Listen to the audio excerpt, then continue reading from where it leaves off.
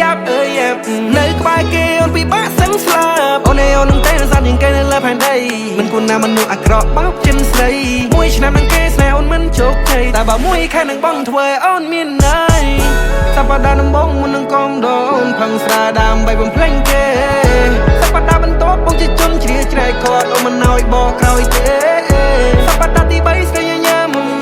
បងសប្បាយចិនរឹងធ្វើតែពេលអូនជារបស់បងមកនៅរបត់